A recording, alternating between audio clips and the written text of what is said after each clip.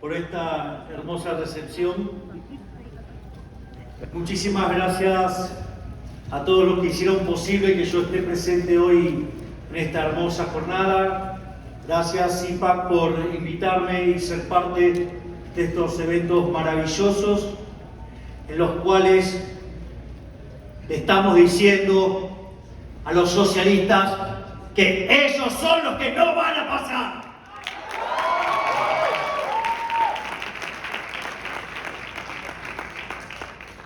Básicamente, en la charla de hoy lo que yo les quiero contar es acerca de la batalla cultural y política. Es decir, cómo los distintos elementos que hacen a la batalla cultural, después el socialismo los vuelca en políticas que terminan cercenando nuestras libertades y que nos terminan empobreciendo. Porque nunca se olviden que el socialismo es siempre y en todo lugar un fenómeno empobrecedor.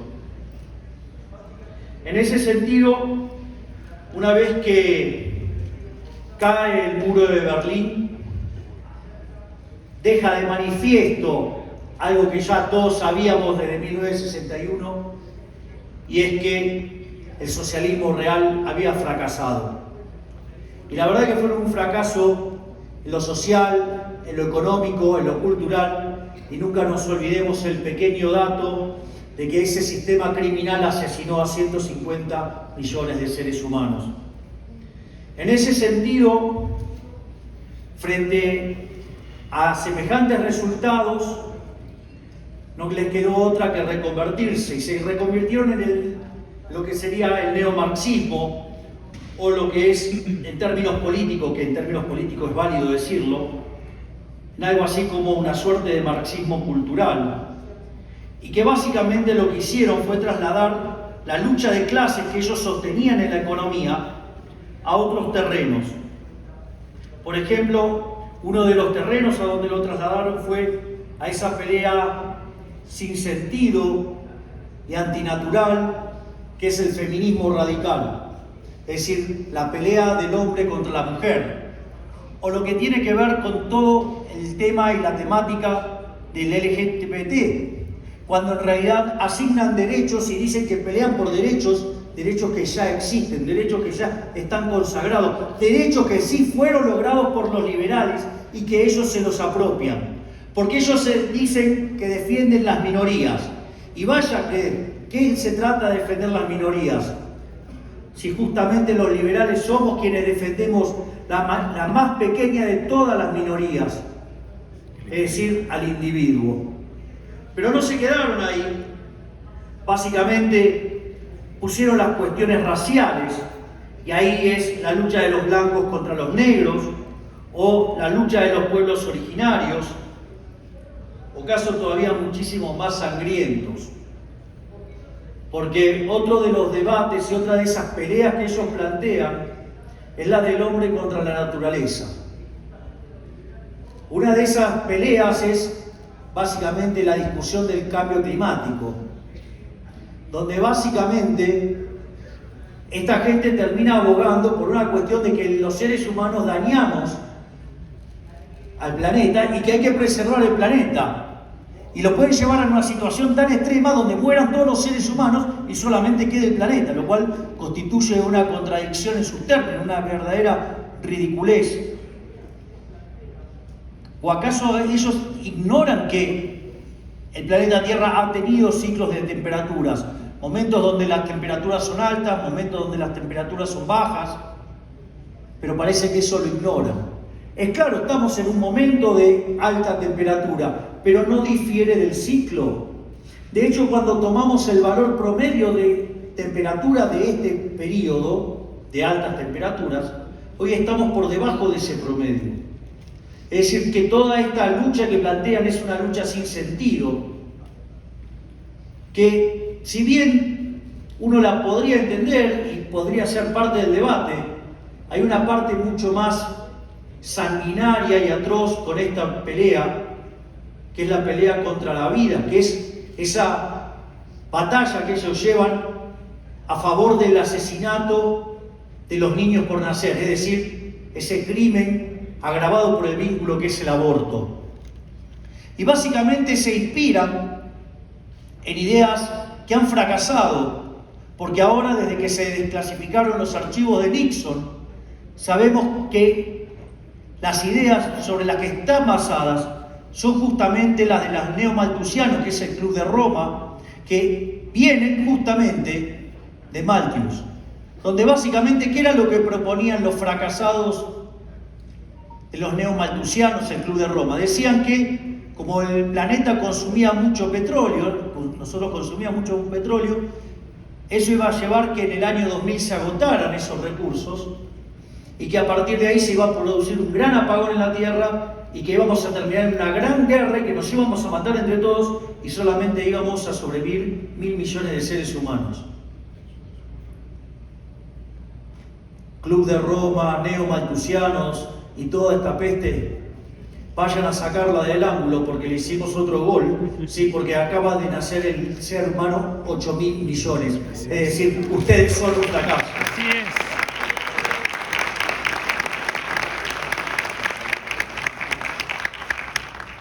Y esa agenda cultural, esa batalla cultural, esa nueva versión de la lucha de clases, ellos han podido ver con total claridad cómo llevarla a la práctica.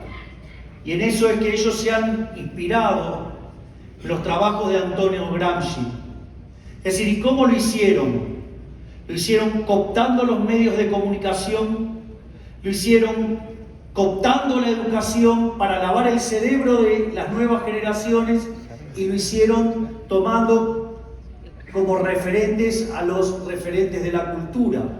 Es decir, tomaron también la cultura, porque aquel que define qué es la cultura, define qué es lo que quiere el pueblo. Entonces ellos trabajan sobre la cultura para imponer la agenda violenta y asesina que genera fracasos y pobreza en todos lados, que es esa basura llamada socialismo.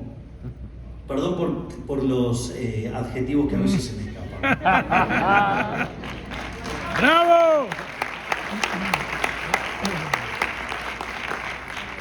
Y obviamente esa agenda, si bien la han reconvertido, también hay una parte vinculada a la economía. No ya la vieja agenda, sino desde otro formato. Y como básicamente ese es mi campo, eso es una de las cosas que yo quiero venirles a contar hoy. Justamente la discusión en economía es, frente a tanta evidencia empírica, ellos no pueden decir que su sistema es exitoso o que el capitalismo ha fallado. Eso vale en general para todos los países del mundo razonable, salvo algunos lugares particulares, como en el lugar de donde yo vengo, que un candidato le preguntaron dónde había habido un caso exitoso de comunismo y dijo la Unión Soviética. Ustedes se ríen, pero lo peor de todo es que esto es cierto. Entonces, pero en términos generales asumen y asimilaron que el capitalismo es más productivo. Entonces, ¿dónde viene la crítica? La crítica es decir que el capitalismo es injusto. Entonces, ellos lo que hacen es proponer un altruismo socialista, ¿sí? Y lo enfrentan frente al egoísmo individualista de los que somos liberales. Obvio que cuando digo el término liberal lo digo en término en español, no digamos en inglés, que significa otra cosa. Es decir, los liberals en realidad son socialdemócratas, o sea que no son liberales, son socialistas, algo así como socialistas cobardes. Pero al margen de eso, entonces lo que terminan planteando en este terreno es que dicen, bueno, el capitalismo es más productivo, pero genera un nivel de desigualdad tan fuerte, imposible de asimilar. Entonces, en ese contexto, ellos entienden que andar manoseando el funcionamiento del sistema hace que la productividad caiga, pero en ese sentido, digamos, ganan en términos de reducir la desigualdad. Es decir, que hay una suerte de trade-off entre desigualdad y productividad. Y como ellos no soportan o la desigualdad, entonces llevan a cabo políticas que básicamente traten de limitar la desigualdad. Y obviamente, en este rol, ellos también se nutren de un autor bastante nefasto para la historia del pensamiento económico. Es un señor que se llamaba Wilfredo Pareto, y que dentro de sus tantas virtudes, digo virtudes entre comillas, ¿no? Era asesor de Mussolini. Y una de las cosas que descubrió Wilfredo Pareto es que la distribución del ingreso en distintos países que él había estado estudiando llevaba la forma de lo que se llama una chi cuadrada, una log normal, es decir, una función donde no es como el caso de la normal, donde el valor mediano coincide con la media y tiene una forma de campana, sino que es como una campana corrida justamente hacia la izquierda, donde el valor mediano está por debajo de la media. Y eso significa que entre el 70 y el 80% de la población vive con menos del ingreso promedio. Y eso es lo que le transmite Pareto a Mussolini como guía de la política. ¿Por qué? Y ahí es donde toma todavía más fuerza algunas ideas que utilizan los marxistas. ¿Sí? La idea del polilogismo a la Hegel, que digamos, nosotros somos los buenos y ellos los malos, esta cosa de estar dividiendo la sociedad. Y entonces, ¿cuál es la propuesta? La propuesta es ir contra los ricos, en favor de los pobres. Como el 70-75% de la población está por debajo del ingreso promedio, eso le asegura una gran base electoral. Y entonces el socialismo descubre un nuevo mecanismo para impulsar el socialismo, pero no tener que recurrir a la vía violenta. Y ahora impulsan el socialismo desde la vía democrática. De hecho, una de las cosas que yo lo redefiní, digamos, la nueva versión del populismo, Hayek en uno de sus libros lo llama democracia ilimitada, es decir, uno de los vicios de la democracia justamente es el populismo. Y en ese sentido, en el debate para diputados del año pasado, yo ahí lo presenté como lo que llamo el modelo de la casta. Y el modelo de la casta, y esto es muy importante, que vayan identificando cómo ellos van vistiendo las aberraciones que proponen, y es el hecho de que parten de una frase que dice: donde hay una necesidad nace un derecho. ¿Y cuál es el problema? El problema es que las necesidades son infinitas, y como los derechos alguien los tiene que pagar, a ver si queda claro, alguien los tiene que pagar, y como los recursos son finitos, entonces tenemos un problema de ¿qué? De necesidades infinitas y recursos finitos. En rigor, para los economistas razonables, eso no tendría que ser un problema, eso se resuelve con propiedad privada y el sistema de precios. Pero esa no es la solución que le gusta a los socialistas. Entonces, lo que hacen es apalancarse sobre la garra del Estado, esa idea nefasta de la justicia social. Y el problema de la justicia social es que lo que atrae o lo que genera es déficit. Fíjense, Argentina, en realidad estas ideas las viene aplicando ya hace más de 100 años, porque en realidad todas estas cosas ya se conocían desde antes. De hecho, los primeros ensayos sobre keynesianismo, de que después fue el keynesianismo, ya se conocía en la Universidad de Chicago a inicios del siglo XX. O sea, hay documentos de que ya hablaban de ese tipo de política y decían: no, por favor, no las usen porque el remedio es peor que la enfermedad. Pero al margen de eso, lo que uno tiene que entender que eso lleva a situaciones donde crece el gasto público. Ahora, el problema es que el gasto público hay que financiarlo. Entonces ustedes, por ejemplo, lo pueden financiar con deuda. ¿Cuál es el problema de financiarlo con deuda? Que las deudas son impuestos futuros. Y eso quiere decir que la fiesta de las generaciones presentes se las pasan a nuestros hijos, a nuestros nietos y a personas que ni siquiera han nacido, ni que hablar que aún no han votado, y sin embargo se le está pasando la fiesta, el costo de la fiesta. De hecho, una de las cosas que yo propuse en Argentina es que cada vez que nazca un niño para que los partos sean menos traumáticos, que no les den una palmada en la cola, sino que le muestren cuánto deben. Ahí va a gritar a lo loco.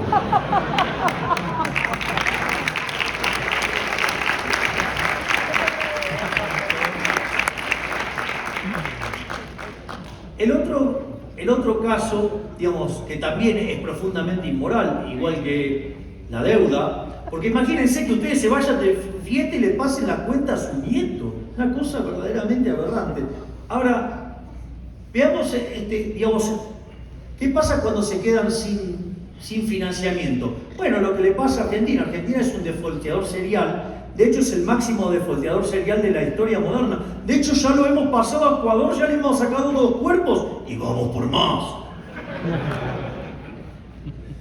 Entonces, cuando ya se quedan sin fuente de financiamiento, ¿qué es lo que hace el gobierno? Recurre a la emisión monetaria. Es decir, la emisión monetaria básicamente es un fraude, es una estafa. Porque, a ver, supongamos que estamos en una economía que hace transacciones en monedas de oro. Bueno, ¿qué pasa si ahora viene un amigo mío y me propone un método para convertir el plástico en oro? Bueno, empezamos a comprar plástico, lo convertimos en oro, que nadie se da cuenta, y mientras que yo lo tengo en mi casa, eso no es un problema, porque es una falsificación y nada más. Yo no le estoy afectando el derecho a la vida, a la libertad y a la propiedad a nadie. Ahora, ¿qué sucede cuando yo quiero incluir ese oro falso adentro de la economía? Bueno, lo primero que voy a estar haciendo es una estafa, voy a estar estafando a alguien. ¿Y por qué? Porque supongo que yo les quiero cambiar a ustedes un lingote de oro por otro lingote de oro. Y lo primero que dirían, che, qué raro esto, ¿no? Porque digo, ¿por qué me vas a cambiar algo idénticamente igual? Entonces, cuando el trade no funciona, entonces, ¿qué hacen? Bueno, le ofrecen 2 lingotes de oro. ¿Y qué va a decir el otro? Y que cuando la limón es grande, hasta el santo desconfía. Pero los políticos no son tan tontos de hacerlo tan burdamente. ¿Qué harían? Y lo fraccionarían en monedas y lo mezclarían con monedas verdaderas, y así aumentaría la cantidad de oro en la economía, el poder adquisitivo del oro caería, y todos los precios expresados en unidades de oro aumentarían, y eso se llama como inflación. Ahora, eso es una estafa, es un robo. Y es un robo que tiene 2 perjuicios. Uno es que le pega entre 25 y 30 veces más fuerte a los que menos tienen. Por eso resulta tan exasperante cuando todo este mundo rojo defiende la presencia del Banco Central, un elemento por el cual castigan a los que menos tienen. Y no solo eso, que lo castigan entre 25 y 30 veces más fuerte, sino que además, como afecta al sistema de precios, es decir, la inflación es al sistema de precios lo que el ruido a la comunicación, por ende no se toman decisiones correctamente en la economía, se asigna mal el capital y eso termina generando que se destruya capital y que por ende haya menos capital per cápita, menores salarios per cápita y terminan complicando nuevamente a los que menos tienen. Es decir, la presencia del Banco Central es una salvajada, es una cosa criminal, es una de las mayores estafas de la historia de la humanidad. Pero no solo eso, entonces ya cuando no les queda más nada, aumenta la presión fiscal. Y obviamente que cuando aumenta la presión fiscal, eso es ya directamente una expropiación de manera directa. Es decir, vean que todos los caminos que genera financiar esa locura hace que el sector privado cada vez sea más chico y que sea cada vez más grande el Estado. Y por ende que cada vez haya menos libertad. Por lo tanto, digamos, una de las cosas que debería quedar claro, que ese es todo un programa de política económica y moral. Pero es el programa con el cual ellos ganan elecciones. Y si ustedes no se lo saben desmantelar rápidamente, se lo llevan puesto. No solo eso, hay otras discusiones también en términos de lo que tiene que ver con si el sistema es o no es justo. Por eso hay un libro de Israel Kirzner muy importante que se llama Creatividad, Capitalismo y Justicia Distributiva. Y una de las cosas que señala Israel Kirzner muy sabiamente, dice: la superioridad del capitalismo en términos productivos no está bajo discusión. Es Es decir, a nadie en su sano juicio se le ocurriría discutir la productividad del capitalismo. Y dice, y a pesar de esta situación, si verdaderamente el sistema fuera injusto, el mismo no debería ser defendido y debería dejar que caiga. Ahora bien, una de las cosas que dice justamente Israel Kinsler, después a lo largo del libro, que lo vamos a mostrar ahora, lo voy a comentar ahora, es que justamente el capitalismo es el único sistema que es justo, además. Es decir, no solo que es más productivo, sino que además es justo. Por lo tanto, cuando venga un zurdo a correrlos con eso, no se la dejen pasar, porque es falso que ellos son superiores en el plano moral. Eso es falso. Nosotros somos mejores en lo productivo y en lo moral. ¡Dale, bien!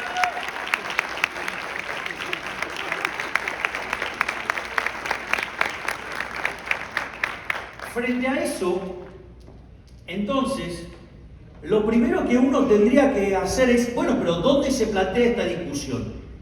Bueno, esta discusión, el primer estadio donde se da es en la elección de los indicadores. Es decir, ¿cuáles son, cómo es que se mira o se mide la desigualdad? Y ahí hay varios indicadores. Está lo que se llama el indicador Raussiano, que toma el decil más bajo contra el decil más bajo, el más alto contra el más bajo.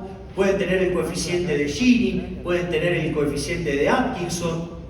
Tienen distintas medidas para enfrentar el problema. Ahora, o como hace el farsante de Piketty, que toma una versión particular del Raussiano, donde solo toma lo que gana el 1% más rico de la población. Y no le hace comparado, porque toda la evolución que hubo en los últimos 250 años se le caería el número, al margen de que le encontraron que mintió en varios números. Pero, tío, no debería sorprender, es otro socialista. Entonces, el punto es, les voy a hacer dos ejemplos. Uno con el indicador Raussiano. Supongamos que tenemos una persona que gana 99 y la otra gana 1. Entonces vendría un socialista y diría, qué injusto, ¿qué es esto? Hay que redistribuir el ingreso.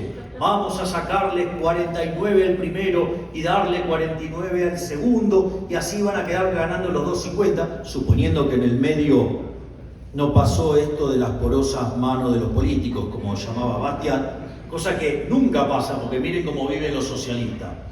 O sea, viven muchísimo mejor que aquellos que gobiernan.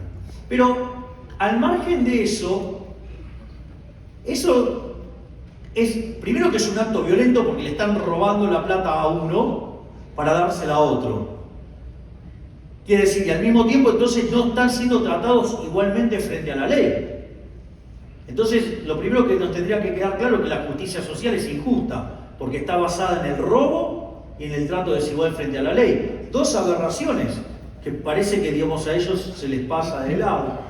Ahora, el punto es el siguiente, pero todavía no hemos visto nada sobre cómo se generaron esos 99 y 1. Y sucede que el hombre que ganó 99 porque trabaja 16 horas por día, ¿sí? Y lo único que hace es trabajar y crear riqueza y todo. Y el que gana 1, en realidad gana 1 por la cantidad de sangre que dona, que tiene acumulada en las uñas de tanto rascarse. En ese sentido, si nadie tiene en cuenta lo que ha pasado, cómo se ha generado la situación de la distribución del ingreso, ¿cómo, digamos, se van a poner a agarrar y decir que eso es injusto y a redistribuir y a aplicar todas estas medidas salvajes de expropiación y de trato desigual frente a la ley, que además están cargadas de tremendos niveles de discrecionalidad, al margen de que son los mayores ladrones de la historia? Si no, miren las fortunas que heredó la hija de Chávez o la fortuna que heredó el hijo de Castro. Vamos. Pero al margen de eso, ahora les voy a poner un ejemplo un poquito más incómodo.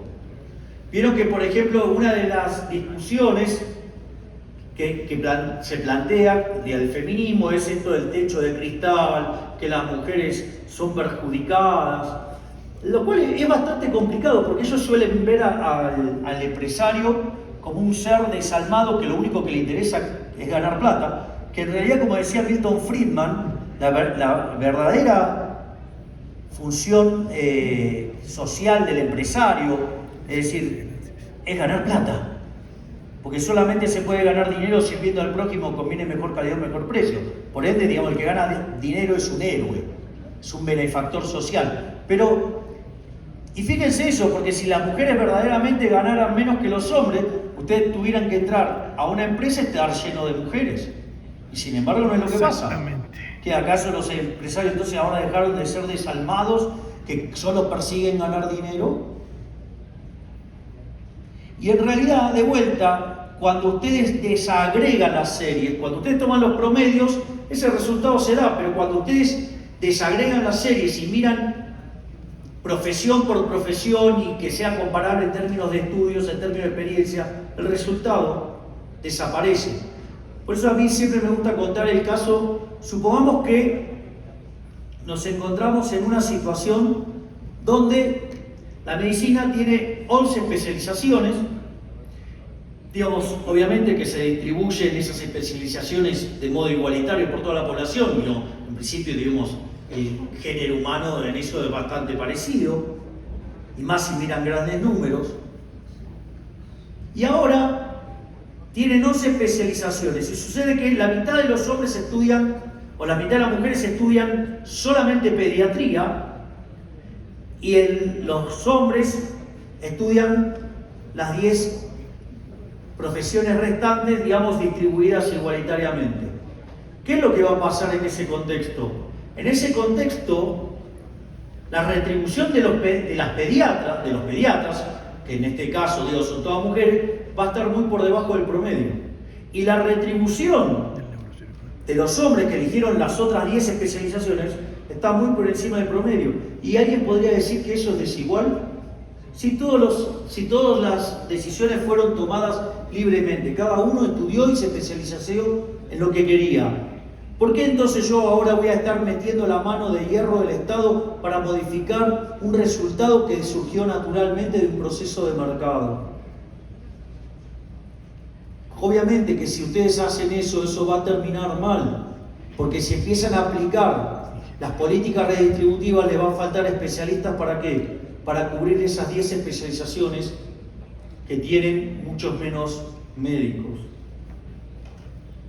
Por lo tanto, digamos, acabo de hacer 2 casos muy simples donde dejamos en ridículo esto de solamente mirar los indicadores y no entender lo que está pasando detrás de los mismos. Ahora, sobre ¿qué es entonces, digamos, de dónde sacaron todas estas cosas? Bueno, en realidad estas cosas vienen de la economía clásica. Había un señor que se llamaba John Stuart Mill y básicamente hizo una derivación que señalaba que la producción y la distribución eran elementos separados y que entonces lo que había que hacer era producir todo lo que se pudiera y después repartir. Es decir, en el fondo, digamos, eso es lo que está detrás de eso. Pero claro, el problema detrás de eso es varias cuestiones, como por ejemplo que trabajaban con una mala teoría del valor, o si lo corrigen en términos de teoría de valor subjetiva, implicaría tener un conocimiento perfecto de toda la información disponible sobre las preferencias, ¿sí?, pasada, presente, futura, de todos los seres humanos en la economía, pasado, presente, futuro, sus preferencias intertemporales, toda la tecnología en una estructura de capital heterogénea y que además cambia hoy hacia el futuro, con lo cual además tienen que inferir el progreso tecnológico, además tienen que inferir las tasas de amortización. La verdad que para saber eso deberían ser omniscientes, omnipresentes y omnipotentes. Es decir, por algo Hayek a su último libro lo llamó la fatal arrogancia, porque pretender resolver ese ejercicio conociendo todo eso implica ser Dios. Y si hay algo que a mí me queda claro, que los políticos no son, y muy especialmente desde que me metí en esa madriguera, en ese nido de ratas que es la política, si hay algo que me queda claro, es que están muy lejos de ser Dios. Por lo tanto, lo único que pueden hacer cada vez que meten la mano dentro de la economía es hacer daño. ¡Bravo!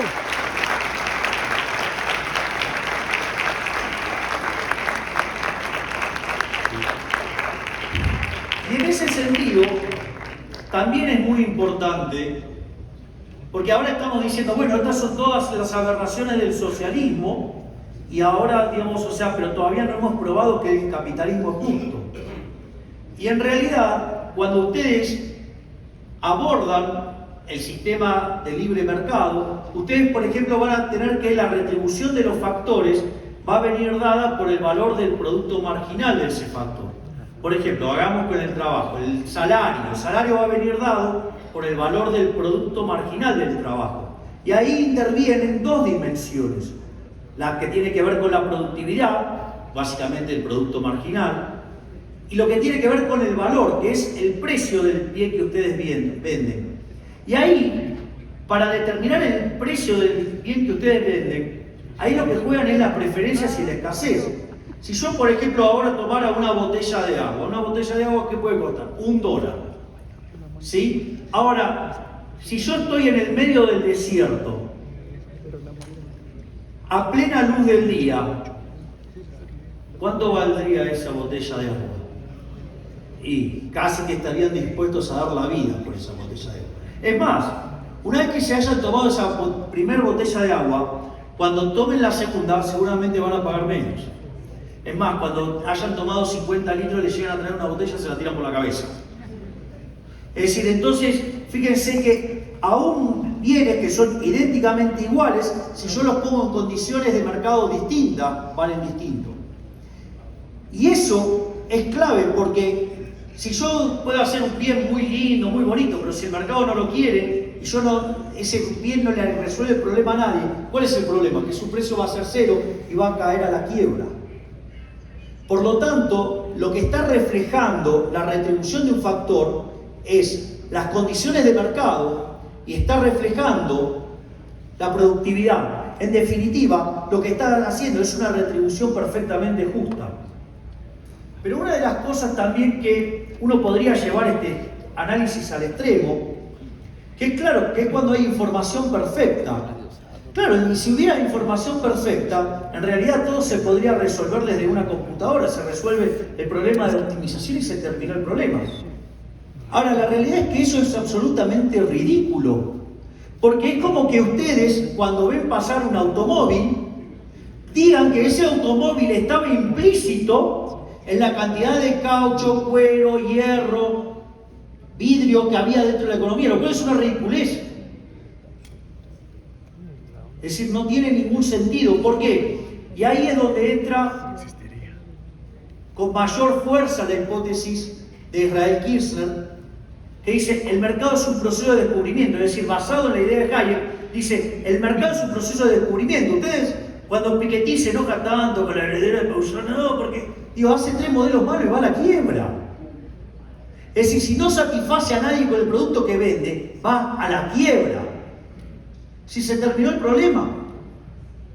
Entonces, en realidad, cuando ustedes van a sacar un producto al mercado y van a decir, oye, ojalá que salga bien. ¿Por qué? Porque si no terminan con un buraco financiero. Entonces, quiere decir que todo el mercado es un proceso de descubrimiento. Y además, esta idea, y esto es interesante porque si ustedes bloquean ese proceso de descubrimiento o se meten a tocar la distribución del ingreso, que es un elemento no separable de la producción, ustedes se les derrumban los incentivos y no quieren producir. Por lo tanto, la torta se achica solo por el hecho de que están afectando los incentivos porque ustedes esperaban ganar tanto y ahora sucede que el gobierno se lo roba para dárselo a otro que le cae más simpático. Pero no solo eso, además, Israel Kirzner de manera brillante lo junta con el principio de apropiación de Locke. El principio de apropiación de Locke dice que el que lo encuentra es el dueño. O sea, ustedes llegan acá, yo no sé, veo ese parlante, ¿es de alguien? Nadie. Se van todos, y yo sigo preguntando, ¿es de alguien? No, bueno, se fueron todos, ¿no? Quedó eso, bueno, mío.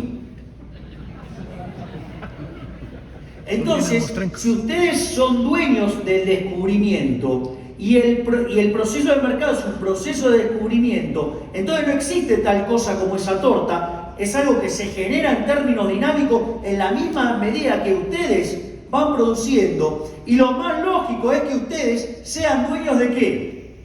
de sus descubrimientos y por lo tanto la retribución de cada uno de los factores de producción, es decir, la distribución del ingreso, viene dada por justamente este proceso de descubrimiento y apropiación de ese descubrimiento. Por lo tanto, inexorablemente es justa. Y no solo eso, cuando ustedes ponen el socialismo a redistribuir, lo que van a hacer es bloquear el proceso de descubrimiento. Supongo que yo tengo acá una empresa A que produce un bien X y que genera un determinado desperdicio. Es más, le genera un problema enorme porque hasta se lo tiene que sacar de encima. Es un costo. Ahora sucede que acá hay una empresa B que produce el bien Y y que necesita como insumo este desperdicio de acá. Entonces, aparece alguien y descubre que ahí hay ¿qué? Una oportunidad de negocio. A este que estaba dispuesto hasta a pagar para que se lo lleven, le puede pagar por eso. ¿Y qué hace? Se lo vende al otro. Y obviamente en el medio, digamos, ¿qué pasa? Gana dinero. Pero es un héroe. Porque ahora la empresa A está mejor, la empresa B está mejor, todos los consumidores están mejor. Y el que descubrió la idea, ¿cuál es? También está mejor. Y sin embargo, cuando ustedes ponen el socialismo, lo que hace es bloquear esa capacidad de descubrimiento. Por eso cuando ustedes van y ven los lugares socialistas, digo, siempre se caracteriza por ser sectores muy atrasados, digo, todo, digamos, o sea, y gente que está muy chata. ¿Por qué? Porque básicamente, porque no les permiten generar esos negocios. Es decir, no porque no sean buenos, no porque no tengan capacidad, sino porque el socialismo los inhibe a hacer algo mejor. Por lo tanto, ahí también hemos visto que el sistema capitalista es justo. Pero, por si no les alcanza, les voy a dar 2 ejemplos más. Porque, ¿cuántas veces escucharon hablar al surderío de no, porque ustedes los liberales asumen que hay una teoría del derrame? Yo que sepa, digo, yo leí un montón de autores liberales desde Adam Smith en adelante. En realidad, que un poquito de atrás también, porque leí el Locke, o en paralelo a Hume. Yo no encontré en ninguna parte de la literatura liberal alguien hablando de semejante cosa, la teoría del derrame. Es más, si en el capitalismo hay derrame para los dos lados, porque una de las instituciones fundamentales del capitalismo, dado que somos, y afortunadamente esto es así, que somos distintos, gracias a Dios somos distintos, con capacidades distintas, digamos, con talentos distintos, que fomentan la división del trabajo, y esa división del trabajo fomenta los intercambios, es decir, la cooperación social, y además, volviendo a Bastián, donde entran el comercio no entran las balas, es decir, además son sociedades pacíficas. ¿Quieren ver un ejemplo aplicado? La Unión Económica Europea, o sea, ¿qué hicieron para terminar con la guerra? Hicieron un mercado común, se hicieron interdependientes económicamente. Chao, no tienen incentivo para agredir uno al otro. Es como decía Friedman, digamos, parafraseando a Reed, yo el lápiz. La gente se puede odiar, pero el negocio, digamos, o sea, yo puedo odiarlo a él, pero si no compra mi producto voy a la quiebra, así que no me queda otra que tratarlo bien. Es decir, como decía Bertrand de Juvenet, en el mercado las costumbres son dulces, si no va a la quiebra. Entonces, fíjense que esa teoría de derrame es una estupidez, porque como además la teoría subjetiva, los dos salen ganando en el intercambio, si hay derrame, hay derrame para los dos lados. Entonces, acá lo importante que es entonces, digamos, que los intercambios sean voluntarios. Entonces yo ahora les voy a presentar 2 sociedades. Llego a una sociedad, llámese España, y hay un muchachito chiquitito así, que juega la pelota pero de una manera, la rompe toda, es un mega crack, se llama Messi. Espero que la rompa en este mundial.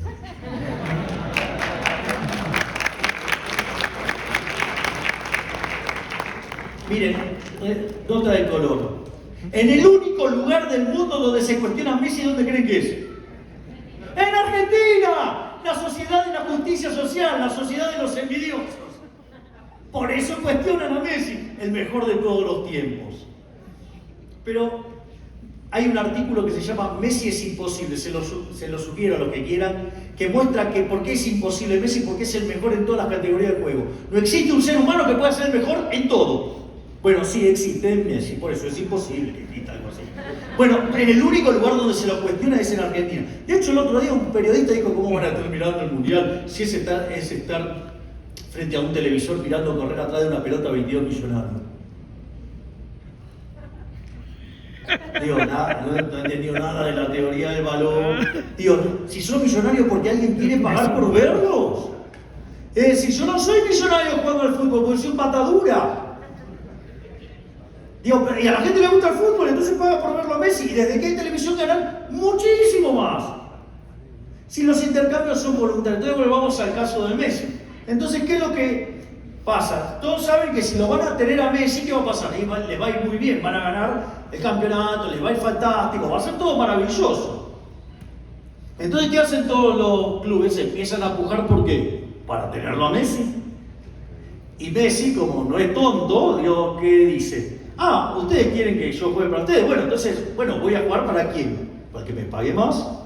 Y entonces aparece, digamos, los directivos de Barcelona, que tienen hinchas que son muy fanáticos de tener esto, los catalanes, y entonces contratan a Messi.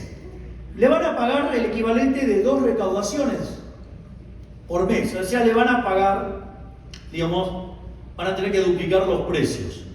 Pero están todos contentos con verlo a Messi. Entonces empieza la temporada y el Barcelona les gana a todos, a todos. Es más, lo termina humillando al Real Madrid. Y es más, o sea, los hinchas de Barcelona se van a festejar a Madrid en paños menores y demás y todo. Digo, hasta ahí, digamos, o sea, todos los intercambios voluntarios, estamos todos contentos. Ahora, no va a faltar el zurdo que diga, ¿y qué de la desigualdad? Bienvenido. Están todos contentos, pero la desigualdad. Entonces dicen, bueno, ¿de qué está hablando? Bueno, mire, Messi gana un montón de plata, después vienen los directivos y jugadores del Barcelona, después vienen todos los españoles, menos los catalanes, y por último los catalanes. Acá hay una desigualdad enorme, mire lo que gana Messi y lo que ganan los catalanes. Es más, debe pasar algo ahí en Cataluña para que haya tanta desigualdad toda concentrada ahí. Entonces, ¿qué hacen ahora? Entonces van y le van a sacar guita a Messi para repartirla. ¿Qué es lo que está pasando? El Real Madrid se quedó sin los goles de Ronaldo, el Barcelona se quedó sin los goles de Messi.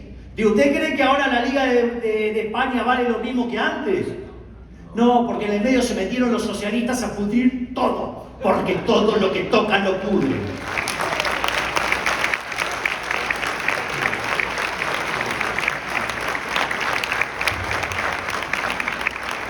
Es más, les voy a decir algo, porque eso está también en el libro de Israel que dice, hasta ¿saben qué? Puede ser que ustedes se compraron a Messi y no ganaron. Bueno, digo, la vida tiene errores, van y se corrigen. Entonces, ¿qué hicieron? Se compraron a Neymar, se compraron a Luis Suárez, digo, pero claro, después vinieron los socialistas y rompieron la liga. Ahora yo les voy a contar otra sociedad.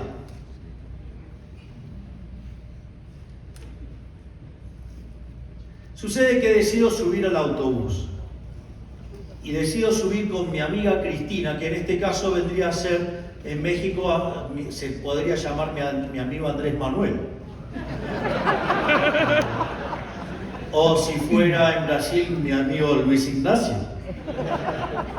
Digo, esto está claro que está en tono de broma, porque si tuviera mi verdadero amigo Eduardo Bolsonaro que se fue ayer, digo, esto no le resultaría nada gracioso, salvo porque sabe que es un buen ejemplo. Entonces vamos en el autobús y de repente entra un señor con los bolsillos reventando de dinero. Y a mi amiga Cristina, o al amigo Andrés Manuel, o al amigo Luis Ignacio, les parece profundamente injusto. Miren todo el dinero que tiene ese hombre. Y nosotros unos pobres pelagatos. Entonces va con un bate de béisbol y se lo pone en la cabeza y le dice, me das todo tu dinero, te rompo la cabeza. El hombre que llevaba ese dinero para pagar la operación de los ojos de la hija para que no se quede ciega, bueno, dice, si me rompe la cabeza me quedo sin plata y sin cabeza y no puedo arreglar el problema de mi hija, Si me saca el dinero, bueno, trataré de buscar otra forma de financiarlo. Entonces, suponiendo que... Entonces, este buen señor le entrega el dinero, suponiendo que Cristina la va a repartir igualitariamente entre todos los que estamos en el colectivo, no la va a gastar en esos zapatos que se venden en Nueva York que tienen suela roja y que ella lo paga un número de 6 cifras para que lo pinten de negro y no se sepa que es solo de la suela roja, o esas carteras, o que, digamos, o que Luis Ignacio no tiene ningún problema, digamos, con alguna constructora o algo por el estilo. Apartamentos, todo. Y no sé, digamos, ustedes sabrán, digo, los problemas que tienen con Andrés Manuel. Unas casitas para el hijo. Y si, entonces ahora quedamos todos con la misma plata en el autobús. La pregunta es, ¿alguien podría decir que esta sociedad es justa? No, es profundamente injusta, es absolutamente violenta. Es decir, no es una sociedad justa, es una sociedad horrible. Es la sociedad de Procusto. Procusto era una persona que vivía en la antigua Grecia y estaba obsesionado por la igualdad. Entonces, de repente llamaba a personas a cenar a la casa y les daba alcohol, y cuando estaban así medio complicados, los invitaba a quedarse a dormir. Entonces, si eran muy largos respecto a la cama, les cortaba las piernas. Si eran muy anchos, les cortaba los brazos. Y si eran cortos, los estiraba. Es decir, era un torturador. Era un criminal.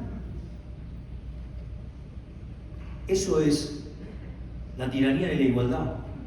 Es decir, es algo criminal, es algo sangriento, es algo salvaje. De hecho, en las sociedades donde todos son iguales no hay libertad. Y obviamente donde hay libertad, sí, claro, hay desigualdad. Y es más, le voy a decir algo, cuanto más progresa una sociedad, más desigualdad van a haber. Porque aquel, digamos, que está en la pirámide, ¿saben por qué está en la pirámide? Porque es un benefactor social. Inventó algo, hizo algo, creó algo, descubrió algo que le facilita y le mejora la vida a la gente. Pero claro, los socialistas frente a una situación así son como los luditas, ¿no? Ese, digamos, el caso de Lud, que cuando aparece la máquina a vapor, el telar mecánico va y lo rompe. O, por ejemplo, supongamos el caso ludita, pero en el caso de la luz, aparece Edison y todos los fabricantes de velas quedan a la quiebra, entonces van y lo matan. Entonces esta conferencia hoy no se podría hacer, no se podría transmitir. Es decir, cuando ustedes aparece alguien que resuelve un problema, justamente, digamos, lo van a premiar, se va a llenar de dinero. ¿Por qué? Porque está arreglando un problema para toda la sociedad. Un héroe, un benefactor social. Pero más allá de eso, también hay que estar entrenado para cómo los socialistas contaminan al sistema económico con la complicidad, por ejemplo, de los economistas.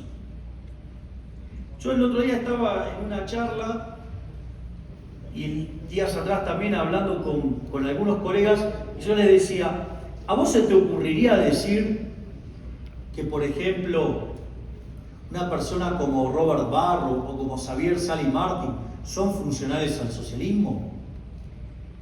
No, a nadie se le ocurriría decir semejante cosa. Sin embargo, el paradigma neoclásico es absolutamente funcional al socialismo. Es el paradigma neoclásico en economía. Porque básicamente un economista neoclásico, aún con buenas intenciones y verdaderamente liberal clásico, diría que lo único que justifica la existencia del Estado es la presencia de los fallos de mercado. Entonces ustedes tendrían al Estado para corregir justamente los fallos de mercado. Yo me acuerdo que esto pasó en una conferencia que yo di, digo, el expositor anterior, un liberal clásico, sostenía esa posición. Cuando me toca exponer a mí, digo, los fallos de mercado no existen. Es más, si usted cree que hay un fallo de mercado, lo primero que le sugiero es que mire si no está el Estado en el medio molestando. Y si usted chequea que el Estado no está molestando, vaya y haga el análisis de vuelta porque está mal. Es decir, como digo, soy un austríaco reloj. Entonces, en ese contexto, no voy por la cuestión técnica, los fallos de mercado que suelen señalarse en la teoría neoclásica son, por ejemplo, no convexidades, eso es la existencia de monopolios. Entonces, vamos a hacer un ejemplo. Supongamos que yo tengo 10 empresas que venden celulares. Y aparece ahora una empresa que vende los mejores celulares a un precio más bajo. ¿Qué cree que va a pasar con las 9 restantes? Van a la quiebra. ¿Y a ustedes se les ocurriría condenar a esa empresa que les vendió un celular de mejor calidad a un mejor precio? Si esa empresa, digamos, les está mejorando la calidad de vida, les está permitiendo además ahorrar dinero que pueden gastar en otros aspectos de su vida, con lo cual aumenta el nivel de vida. Además genera puestos de trabajo. Pero gana mucha plata. ¿Y cuál es el problema? ¿Qué hace con esa plata? ¿Qué la ahorra? ¿Financia la inversión de otras empresas? ¿Qué hace? La invierte, expande su producto y lo hace todavía mejor. ¿Qué hace? Lo consume, entonces que redirecciona los recursos hacia otra parte de la economía. ¿Qué hace? Lo fuga. Se ajustará el tipo de cambio, generará mayor producción de transables y caerá la de no transables.